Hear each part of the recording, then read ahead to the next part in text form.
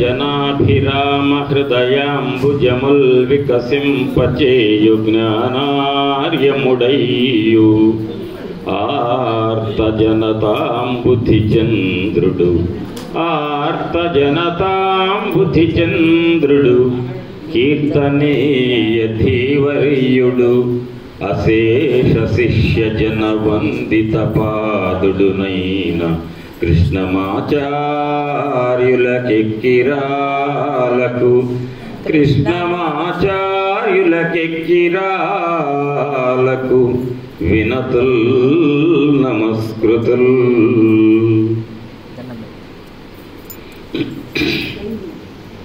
పూజంతం రామ రామేతి మధురం మధురాక్షరం ఆరుహ్య కవితాశాఖాం వందే వాల్మీకి కోకిలం.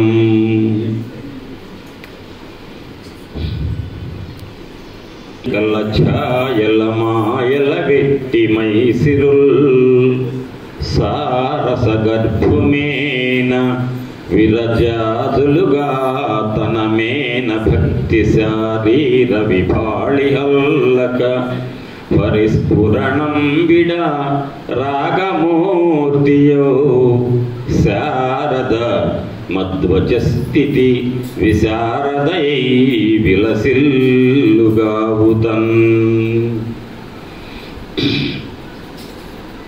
అందరూ శ్రీరామ పట్టాభిషేకం యొక్క చిత్రాన్ని హృదయంలో పెట్టుకొని 5 జ్ఞానేంద్రియాలు 5 కర్మేంద్రియాలు రెండింటితో కూడుకున్న 2 చేతులు కూడా బుద్ధికి మోటించి స్వామివారి యొక్క దివ్య పట్టాభిషేక మహోత్సవం ఒక చిత్రాన్ని మనసులో ముద్రించుకోండి.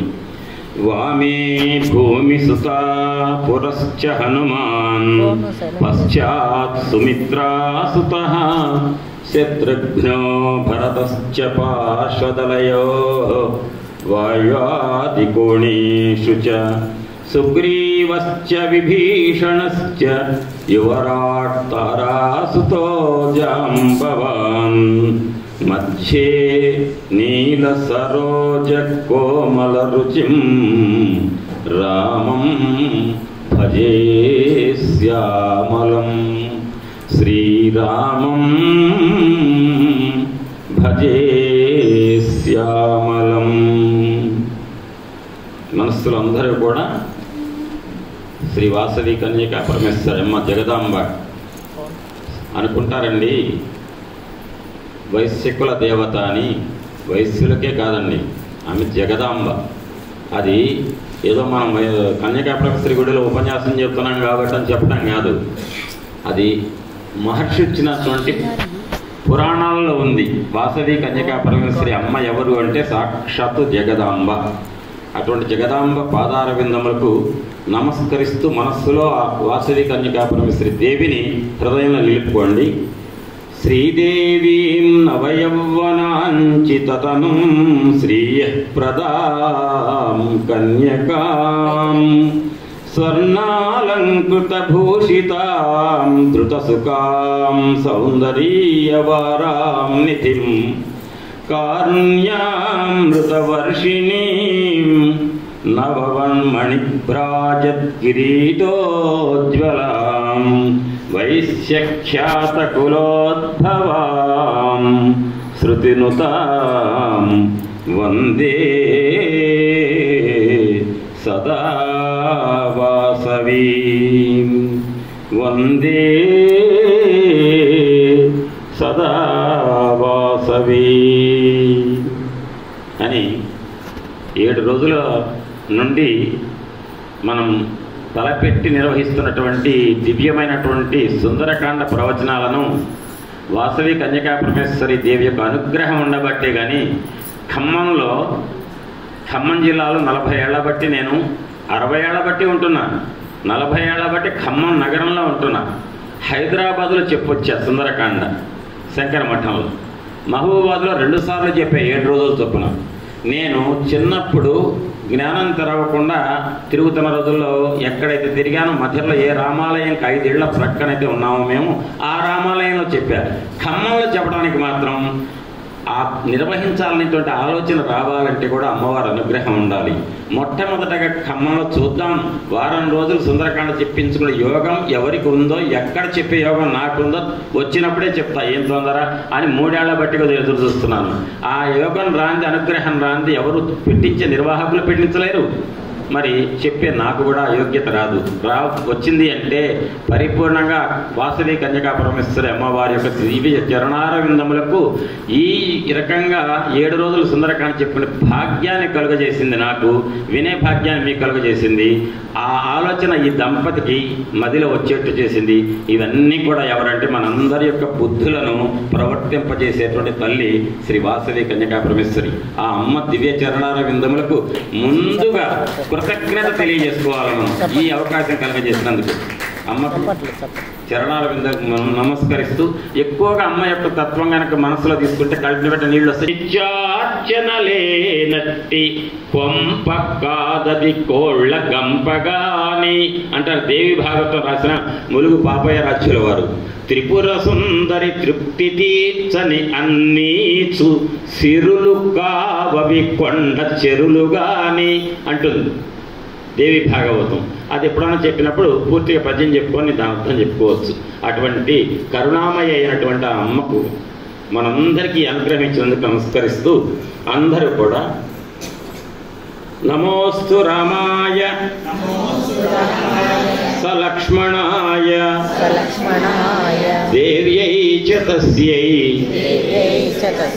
జనకాత్మజాయై నమోస్తు రుద్రేంద్ర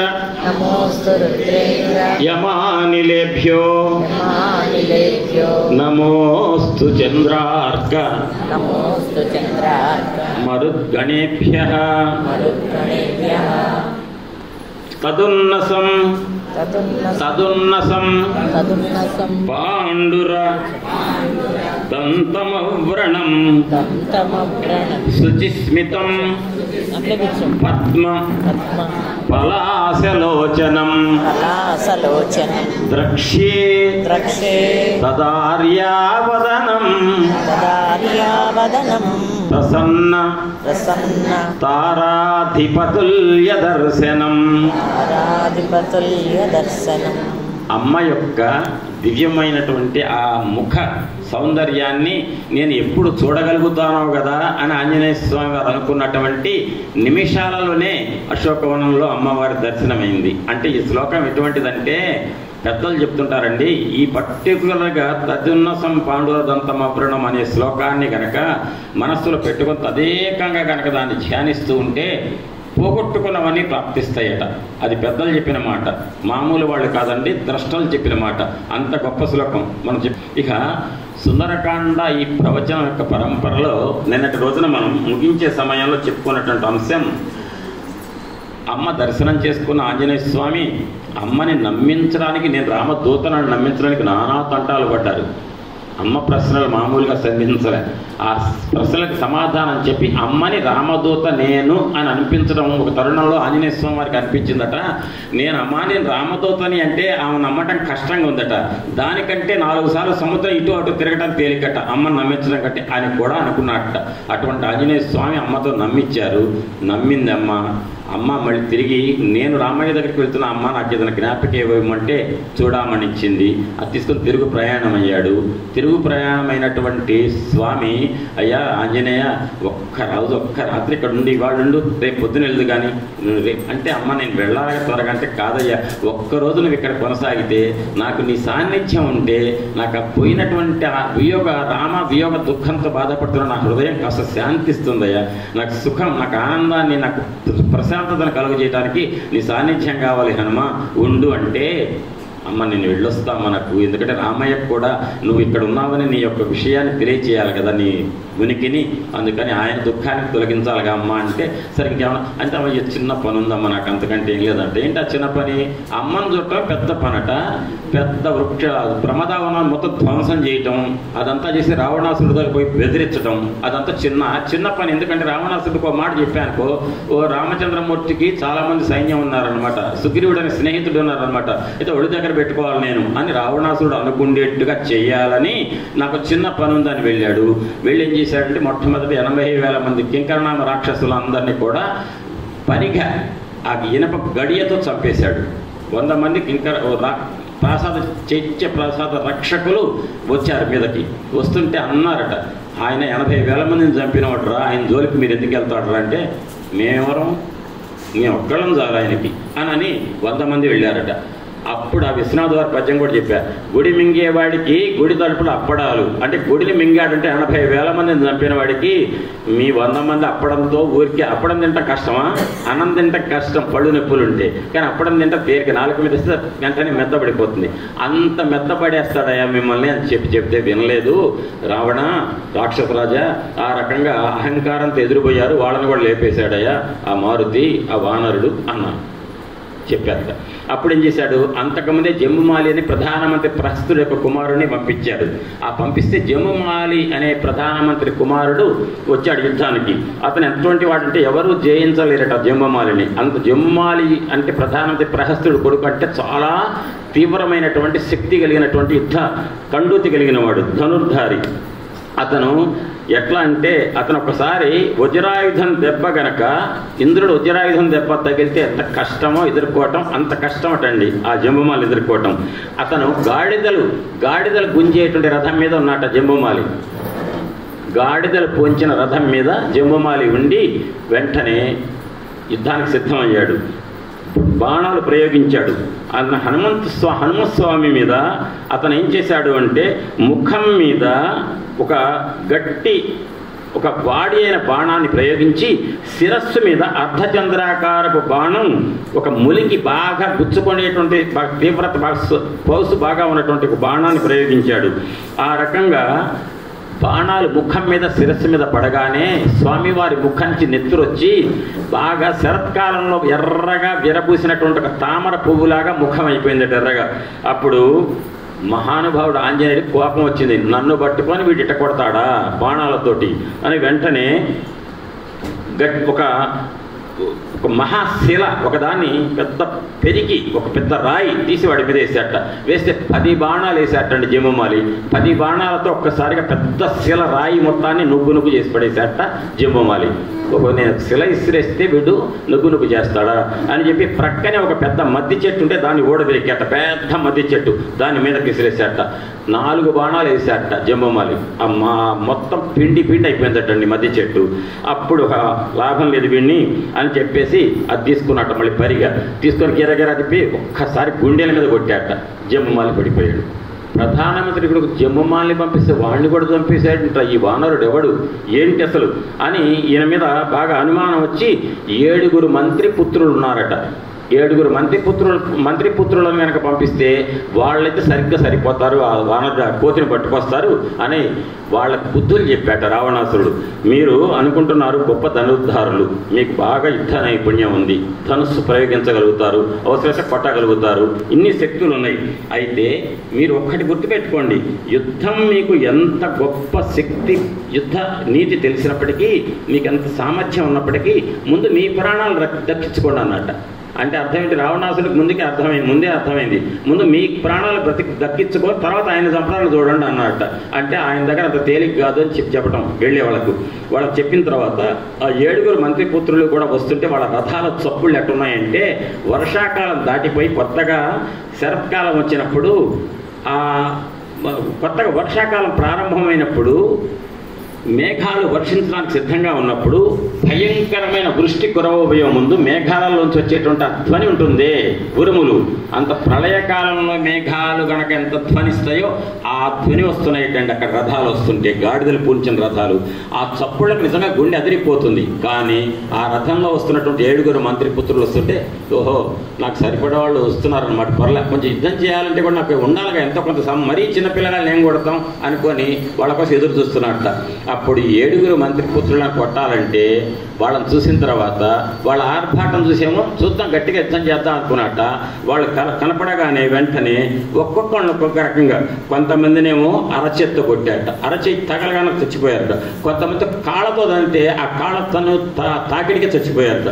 కొంతమందిని గోడతో చీల్చాడట వాళ్ళ సైన్యాన్ని. కొంతమంది వక్షస్థలంతో గుద్దాట వాళ్ళని.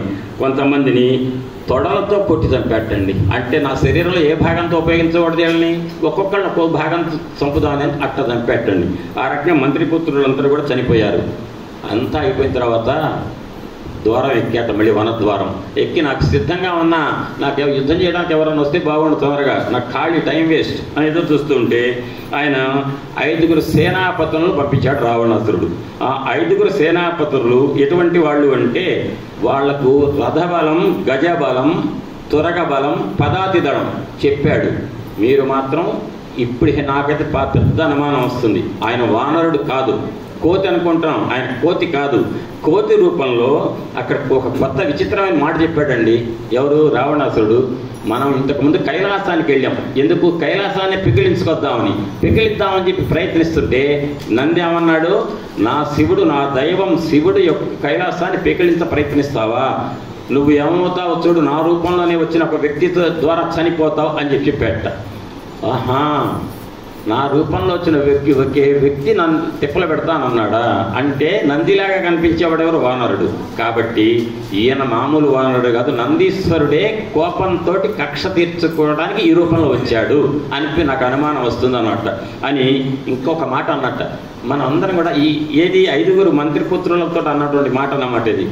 వాళ్ళతోటి మనం గంధర్వులు, యక్షులు, కిన్నెర్లు, కింపురుషులు, దేవతలు, రాక్షసులు అనేక మందిని మనం పోరాడాం. మేము మీ సహాయంతో నేను యుద్ధం చేసి ఓడించా. వాళ్ళందరూ కూడా మమ్మల్ని ఓడిస్తాడా రావణాసురుడు, టైం వచ్చినప్పుడు చూస్తాం వీడి సంగతి అని ఎదురు చూస్తుంటారు కదా. ఆ ఎదురు చూస్తూ ఉన్న వాళ్ళలో ఒకడెవడో ఈ రూపంలో వచ్చాడు. ఎవరో కాదు, దేవతలంతా మనం అంటే నిరంతరం శత్రుత్వంతో ఉంటారు. దేవతల నాయకుడు ఎవరు? ఇంద్రుడు. ఇంద్రుడు ఈ మహాప్రాణిని సృష్టించి ఏమండి దేవేంద్రుడు సృష్టి చేస్తాడండి. సృష్టి చేసేది ఎవరు? బ్రహ్మగారు. కానీ పిచ్చెక్కినప్పుడు వాడికి ఎదుట తన సేన పోతూ ఉంటే ఏం మాట్లాడుతున్నా అర్థం కాక దేవేంద్రుడే ఒక మహాప్రాణిని సృష్టించి మన మీద వదిలిపెట్టాడు. కాబట్టి ఈయన వానరుడు అనుకోవద్దు, ఈయన దగ్గర జాగ్రత్తగా ఉండండి. 4 రకాల సైన్యాన్ని ఉపయోగించండి. గజ, రథ, తురగ, పదాతి.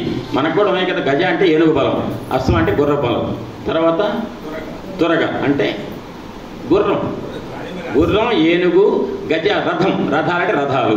రథ బలం, ఏనుగు బలం, గుర్ర బలం. పదాతి దళాలంటే ఏ రథం ఎక్కరు, ఏ వాహనం ఎక్కరు, కాళ్ళ మీద నడిచిపోయేటువంటి సైన్యం పదాతి దళం. ఈ 4 రకాల దళాలు ఉన్నారు సార్. ఏ ఒక్కదాన్ని అంత తక్కువ చేయకండి. అయితే ఒక్క మాట మాత్రం నేను చెప్పగలుగుతా, ఈ దళాలు ఏవి పని చేయవు ఆయన ముందు. కానీ ఏదైనా చాలా జాగ్రత్తగా ఉండండి ఆయనతోటి అని చెప్పి, ఇది మామూలు వానరుడు కాదు, దేవతలతో సృష్టించబడినటువంటి ఒక గొప్ప ప్రాణి అని చెప్పాట. చెబితే అప్పుడు ఆయన సిద్ధం అంటే ఇక్కడ ఏం చెప్తున్నాడు అంటే ఒక మాట, ఈ గొప్ప శ్లోకం ఇచ్చాడు. న మతిర్న బలోత్సాహ న రూప పరికల్పనం మహత్సత్వమిదం జ్ఞేయం కపిరూపం వ్యవస్థితం అన్నాడు. అంటే రావణాసుడు అహంకారి నోటి నుంచి మొదటిసారి ఒక మాట వచ్చింది. ఏ మాట అంటే, నేను ఇంతకుముందు చివరిలో చెప్తా, ఒక పద్యం, మంచి పద్యం ఉంటుంది అక్కడ. ఏంటంటేనండి, రావణాసురుడు ఒకప్పుడు రావణాసురుడు వాలి దగ్గరికి వెళ్ళాడు. వాలి దగ్గరికి వెళ్ళింది ఏ సంఘటన తర్వాత చెప్తా. అక్కడట అనేక మంది వానరులను చూశాట. చూస్తే నాకు వాలి తెలుసు, సుగ్రీవుడు తెలుసు, జాంబవంతుడు తెలుసు. ఏమండి, వాలి, సుగ్రీవుడు, జాంబవంతుడు అంటే ఎవరండి? Top most. వాళ్ళు అసలు పేరు చెప్తేనే గడగడ వణుకు వస్తుంది. అట్లాంటి వాళ్ళందరూ నాకు తెలుసు. కానీ ఈ వానరుడు ఎక్కడున్నాడు? వీడిని నేను చూడలేదు ఎప్పుడు. వాళ్ళందరి బలాలు నాకు తెలుసు. అంటే వాలి అనే పేరు చెప్పితే గడగడ వణుకు వస్తుంది రావణాసురుడికి. అసలు రావణాసురుడు వణుకుతాడు వాలి పేరు చెప్తే. అట్లాంటి వాలి నాకు తెలుసు. ఆ వాలి బలం నాకు తెలుసు. ఎందుకు తెలుసు? వాలి చూపించాడు ఒకసారి బలం రావణాసురుడికి. ఆ బలం గుర్తుంది. కానీ వీడు అట్లాంటి వాళ్ళ లేదు, వీడు వాళ్ళని మించున్నాడు. ఈ వాలిని, ఈ వానరుణ్ణి నేను చూడలే. మీరు కూడా గుర్తుపెట్టుకోండి, ఇంత శక్తివంతుడైనటువంటి వానరుణ్ణి ఎవరికి, నేను మిమ్మల్ని అంటలే, రావణాసురుడు వాళ్ళకి చెప్పాట. ఏమని? ఇంతటువంటి భయంకరమైన గమన శక్తి, తేజస్సు, పరాక్రమం, బుద్ధిబలం, ఉత్సాహశక్తి, కామరూప ధారణ శక్తి, ఇన్ని లక్షణాలు ఉన్నటువంటి వానరుణ్ణి నేను చూడలేదు, ఈ ప్రాణినే చూస్తున్నాను అన్నటువంటి రావణాసురుడు. అదే నమతిర్న బలోత్సాహ న రూప పరికల్పనం మహసత్వమిదం జ్ఞేయం కపిరూపం వ్యవస్థితం. ఆ లక్షణాలన్నీ చెప్పాడు. నా వల్ల కాదు, నేను చూడలేదు, చాలా భయంగా ఉంది ఈ ప్రాణిని గురించి ఊహించుకోవాలంటేనే మీరు చాలా జాగ్రత్తగా వెళ్ళండి అని చెప్పి కాషనార్థం, జాగ్రత్త హెచ్చరికలు జారీ చేశారట. అప్పుడు ఆ వీరులంతా వెళ్ళారట. వెళితే ఆ వీరులంతా కూడా ముఖద్వారం మీద ఉన్నటువంటి బాలభాస్కరుడు వలె, అంటే అప్పుడే ఉదయిస్తున్న సూర్య భగవానుడిలాగా ప్రకాశిస్తున్నటువంటి ఆ హనుమంతుని చూసి రాక్షసులందరూ కూడా చుట్టుముట్టారట. ఈ వెళ్ళినటువంటి 5 మంత్రిపుత్రులు వెళ్ళి వాళ్ళు ఇనప బాణాలు 5 వేసేటండి ఒకడు. అందులో 5గురిలో ఆ వేసిన వాడు దుర్ధరుడు. ఇక్కడ 5 పేర్లు ఇక్కడ ఇచ్చాడు వరుసగా: దుర్ధరుడు, విరూపాక్షుడు, యూపాక్షుడు, ప్రఘసుడు, భాసకర్ణుడు.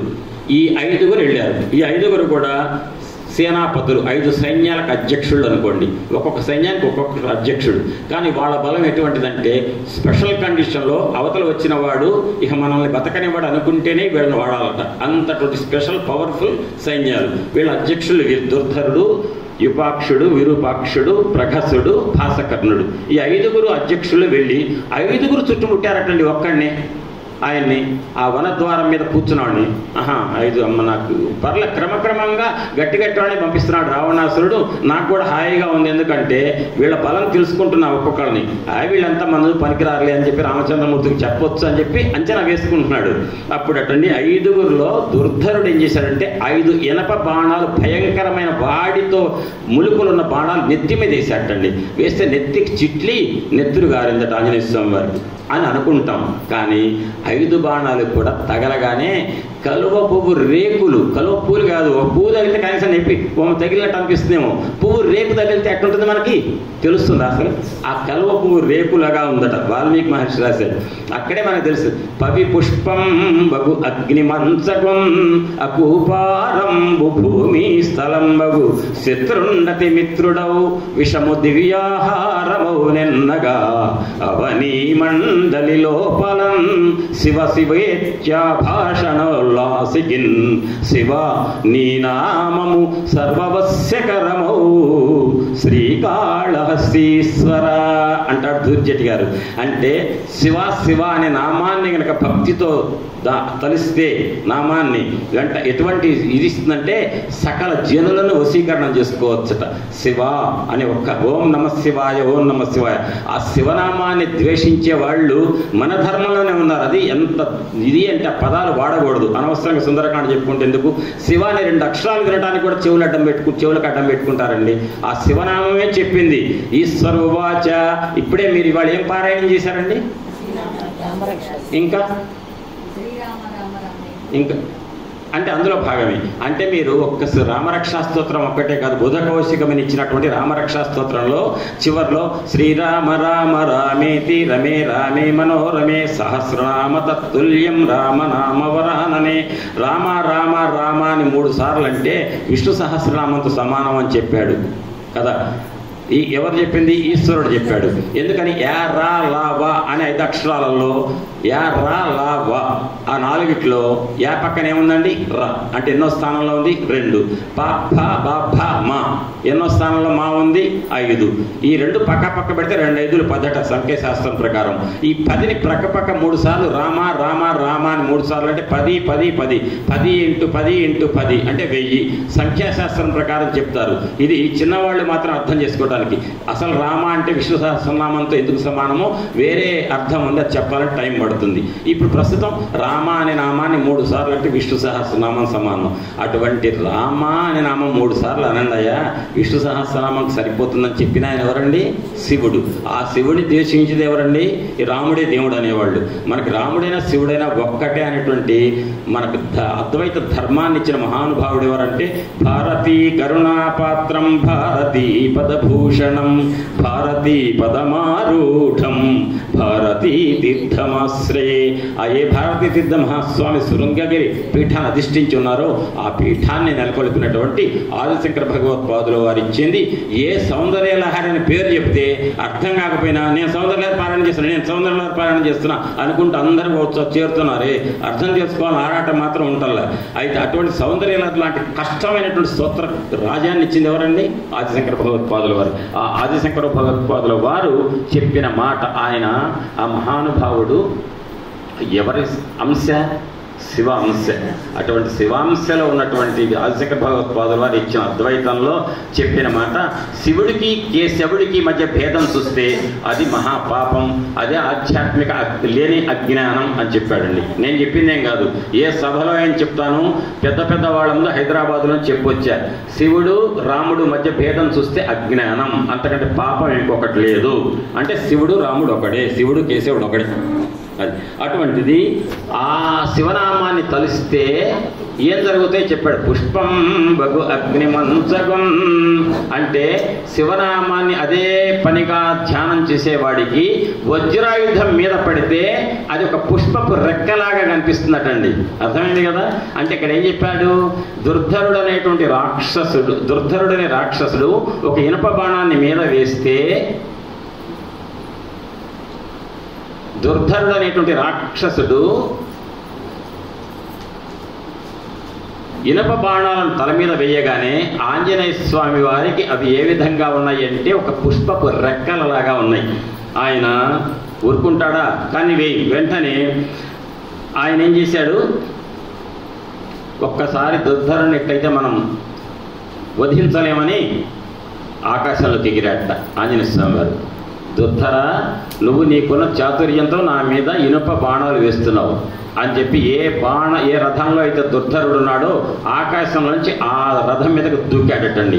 ఆయన దూకినప్పుడు ఆయన పాదం తగలగానే రథం ముక్కలైపోయిందట. కింద పడగానే వెంటనే ఆయన్ని ఆ రథపు టెక్యం మొత్తం నుగ్గు అయిపోయినాయి. పరిగ తీసుకొని దాంతో చంపేశాడు దుర్ధరుడిని. దుర్ధరుడు పోయాడు అనుకొని యూపాక్షుడు విరూపాక్షుడు ఇద్దరు మొత్తం ఐదుగురులో ఒకడైపోయాడు. ఇద్దరు వచ్చారట. ఆ ఇద్దరు కూడా కలిసి చంపాలని ప్రయత్నం చేశారు ఆంజనేయ స్వామి వారిని. ఆ ఇద్దరి మీద కూడా ఒక గట్టి చేతి దెబ్బతోటే కొట్టాడు. వాళ్ళిద్దరిని చంపేశాడు. ముగ్గురు రాక్షసులు అయిపోయారు. ఇంకా ఇద్దరున్నారు. ఆ ఇద్దరిలో ఒకడు ప్రగసుడు అనేవాడేమో అడ్డకత్తి పట్టిసం తీసుకున్నట్ట, భాసకర్ణుడు శూలం తీసుకున్నట్ట. అడ్డకత్తి శూలం చెరొక పక్క పెట్టి చంపాలని ఆంజనేయ స్వామి వారి దగ్గర వస్తే ఆ స్వామివారు ఆ ఇద్దరిని కూడా ఒక గిరి శిఖరం, అంటే ఆయన చేతిలో ఉన్నది ఏంటి, ఆయనకి వృక్షాలు రాళ్ళు, పెద్ద గిరి పర్వత శిఖరం మీద అనేక చెట్లు ఉన్నాయట, సెలయేళ్ళు ఉన్నాయట. దాన్ని పెకిలించి మీదకేసాట. వేస్తే ఆ గిరి శిఖరం మీద పడగానే ఈ ఇద్దరు ప్రకాశుడు భాసకర్ణుడు కూడా చనిపోయారు. ఐదుగురు కూడా సేనాపతులు పోయారు. ఈ సంగతి తెలవంగానే రావణాసుడికి కోపంతో పాటు భయం పెరిగిందట. అప్పుడు అనుకున్నట్టండి, రావణాసుడు ఇంతమంది మహాయోధులను పంపిస్తే అందరినీ చంపిపడేశాడు కదా ఈ వానరుడు, ఏం చేయాలని అనుకుంటున్న టైంలో అన్నట్ట రావణాసుడి దగ్గరికి చిన్న కొడుకు వచ్చాట, అక్షకుమారుడని. ఆయన ఏమన్నాడు, నాన్న ఎప్పుడు యుద్ధానికి పోవాలన్నా నువ్వు ఊరుకో అని చెప్పేసి విహీనపరుస్తున్నాను, బాగా ఇన్ఫీరియర్ అంటే విహీనపరుస్తుంటావు, నేను ఎందుకు ఉండరా, నువ్వు ఉండు అని చెప్పి పనికిరాని వాళ్ళగా అంటావు, నేనున్నాను నాన్న ఇప్పుడంటే, నాన్న నువ్వు ఉన్నావు కదా అంటే వాడికి ఏంటంటే అవసరం వచ్చింది రావణాసుడికి. కాబట్టి అక్షకుమార నువ్వు వెళ్ళు ఆయన అని చెప్పి అక్షకుమారుని పంపిస్తే ఆయన చేసినటువంటి యుద్ధం కూడా ఆయన చాలా గొప్ప అండి. ఆయన తపశక్తితో కూడుకున్న రథం ఎటువంటిదంటే ఆకాశంలోనే చేస్తారు యుద్ధం, భూమి మీద కాదు. ఎందుకంటే ఆయన రథం ఎటువంటిదంటే ఉత్తమ అశ్వాలతో మనోవేగంతో కదలగలిగే రథం ఉందట అక్షకుమారుడి దగ్గర. వాడి రథం ఎట్టొచ్చిందంటే తపశక్తితో వచ్చింది. అంత శక్తివంతమైనటువంటి రథం వాడి దగ్గర ఉంది. అక్షకుమారుడిని ఎట్టన్నా వీడిని పంపిస్తే ఆ వానరుడు ఆట కట్ అవుతుందని చెప్పి పంపిస్తే ఆ రథం మీద ఉన్నటువంటి అక్షకుమారుడితోటి వారు యుద్ధం చేస్తే నిజంగా యుద్ధంలో ఆంజనేయ స్వామి వారికి దెబ్బలు బాగా తగిలినాయి. తగులుతుంటే ఆంజనేయ స్వామి వారట, వామ్మ వీడు నాకు దెబ్బలు బాగేస్తున్నాడు, వీడిని చంపి పడేయాలనుకోవట్లేదట. ఇంత చిన్నపిల్లవాడు నాతో వాడు చేసే యుద్ధం ఎంత బాగుంది, ముచ్చట పడుతున్నట్ట, ఎంత బాగా చేస్తున్నట్రా, ఇంత ముచ్చటగా యుద్ధం చేసేవాడిని ఎట్ట చంపాలి అదటండి ఆయన బాధ. నేను చంపబుద్ధి కావట్లేదు అని చెప్పేస్తుంటే భయంకరమైన యుద్ధం జరిగిందండి అక్షకుమారుడికి స్వామివారికి. చివరికటండి ఒక తరుణంలో తల మీద పగిలి నెత్తులు విపరీతంగా కారుతుంటే, అమ్మా ఇట్ట కనుక వదిలిపెట్టేటైతే మాత్రం నన్ను బ్రతకనివ్వడని కాదు, ఆయనకు అంత భయమే లేదు. నా పరువు పోతుంది గ్యారంటీగా, నన్ను ఇక్కడ ఓడగొడతాడు, నలుగురిలో పరువు పోయే పరిస్థితి వస్తే నేనెందుకు రామభక్తుడిని, నా పరువు పోతే రామచంద్రమూర్తి పరువు పోతుంది కాబట్టి అయితే ఎంతో చేయాల్సిందే. అప్పటి వరకు దెబ్బలు తింటున్నాడు. ఏం యుద్ధం రా, ఎంత బాగా చేస్తున్నావు రా, అసలు నేను ఎట్ట చంపాలరా, నీలాంటి వాడు ఒకటి ఉంటే బాగుండ్రా అని ఆనందపడ్డవాడు. ఓహో ఇక నాకు మించిపోయేట్టుంది, బాగాలేదనుకొని అరచేత్తో వేసాటండి, పోయాట అక్షకుమారుడు. అంటే అరచేత్తో వేస్తే పోయేవాడిని పట్టుకొని ఎందుకంత సేపు చేశారు? భయంకర యుద్ధం అంటే ఆకాశంలోనే చేస్తాడు వాడు యుద్ధం. ఈయన ఆకాశంలోకి వెళ్తే ఆంజనేయ స్వామి ఎక్కలేదు ఆకాశంలోకి, ఆయన ఎగురుతాడు, ఆయన ఎక్కడే ఎగురుతాడు ఆయన. అరే చారణలో వెళ్ళే మార్గంలోనే ఆకాశంలో 800 మైళ్ళ సముద్రం దాటినాడు చేస్తాడు. కానీ ఆ పిల్లవాడు చేసే యుద్ధానికి ముచ్చటపడి కానిచ్చేట కొద్దిసేపు. ఇక శుద్ధి మించుతుంటే లాభం లేదు అని చెప్పి ఒక అరచేత ఒక దెబ్బేసి అక్షకుమార్తె చంపేశాట. ఆ తర్వాత ఇక లాభం లేదు, నేను ఇక నా దగ్గర తురుపు ముక్క ఒకటే ఉంది. మీకు తెలుసు తురుపు ముక్క అంటే తెలుసు కదా, తురుపు ముక్క అంటే ఇక అది లైఫ్ కార్డ్. దాన్ని వాడుకోవాలి నా దగ్గర అనుకున్నట్టు. ఏంటి ఆ లైఫ్ కార్డ్ అంటే ఇంద్రజిత్తు, అతని పేరు మేఘనాథుడు, అసలు పేరు మేఘనాథుడు, ఇంద్రుడు మన రావణాసురుడు కొడుకు. కానీ వాడికి ఉన్న యుద్ధ నైపుణ్యం, వాడి దగ్గర అస్త్రబలం ఉందండి.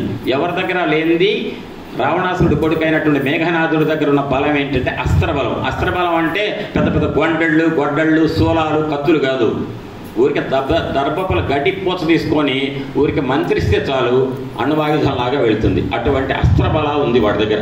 నాన్న నీ దగ్గర ఉంది కదా అస్త్రబలం ఉంది కదా, ఒక్కటి గుర్తుపెట్టుకో అని రావణాసుడు ఒక చిన్న మాట వాడేటండి. అందరు వినండి ఇక్కడ ఈ మాట. నాన్న నేను రాజుని కదా, అంత భయంకరంగా సైన్యాన్ని పోగొట్టుకుంటున్నాను కదా లక్షల సంఖ్యలో, కానీ ఈ సమయంలో నేను నిన్ను యుద్ధానికి పంపించడం తప్పు నాకు తెలుసు, నేను వెళ్ళాలి రాజుగా, నేనే తీసుకోవాలి బాధ్యత. కానీ ఎప్పుడు వెళ్ళాలి రాజు? సరిపడ యోధుడు లేదు, చేతగాని చవటలు కనుకుంటే చవటలారా మీరేం చేస్తారా అని చెప్పి నేను వెళ్ళాలి. నువ్వు ఎట్లాంటి వాడివి? ఈ లోకాన్ని ఎదిరించగలిగేటువంటి అస్త్రం బ్రహ్మాస్త్రం నీ చేతిలో ఉంది. నేను అక్కడ నుంచి నేను వెళ్ళానుకో నిన్ను అవమానపరిచినట్టు కాదు, బ్రహ్మాస్త్రాన్ని అవమానపరిచినట్టు. కాబట్టి బ్రహ్మాస్త్రం నీ చేతిలో ఉంది కాబట్టి నిన్ను యుద్ధానికి పంపిస్తున్నాను అన్న అని చెప్పి ఎన్నో బుద్ధులు చెప్పాటండి. చెప్పి ఒక మాట అన్నట్ట, అరే ఇంద్రజిత్ అంటారు. ఎందుకు ఇంద్రజిత్ అంటే ఇంద్రుడి మీద యుద్ధానికి వెళ్ళి గెలిచాడు, ఇంద్రుడిని కూడా ఒకసారి జయించాడు కాబట్టి ఇంద్రజిత్తు, అంతే తప్ప ఆయన పేరు మేఘనాథుడు. అయితే నాన్న ఒక్క పని, నువ్వు అవతల వాడు మాయావి ఆ వానరుడు, వాడి ప్రభావం వల్ల నువ్వు మంత్రాలు మర్చిపోవడం కూడా జరుగుతుంది. కాబట్టి అదే పనిగా బ్రహ్మాస్త్రం మంత్రం మర్చిపోకుండా మననం చేసుకుంటుండనట. నేను నాన్నని తప్పకుండా మననం చేస్తా అన్నట్ట. కానీ వెళ్ళి ముందు బుద్ధి గడ్డి తింటుందండి రాక్షస బుద్ధి. వెళ్ళిన తర్వాత ముందు అస్త్రం కాకుండా శస్త్రాలతో యుద్ధం చేసేట, బాణాల వాడితోటి చేసి లాభం లేదు. ఇక ఈ వానరుణ్ణి నేను చంపలేను, నా వల్ల కాదు, ఒక్కటే మార్గం బ్రహ్మాస్త్రం వేయటం. బ్రహ్మాస్త్రం వేసిన తర్వాత ఇంద్రజిత్తు దగ్గర ఏమీ లేదు. ఇక రెండోది బ్రహ్మాస్త్రం వేస్తే ఎవరిని ఆపగలిగేది లేదు, ఎవరైనా పడిపోవాల్సింది బ్రహ్మాస్త్రానికి, తప్పదు. బ్రహ్మాస్త్రం వేస్తే అది ఫైనల్, దానికి ఎవ్వరు మిగలరు.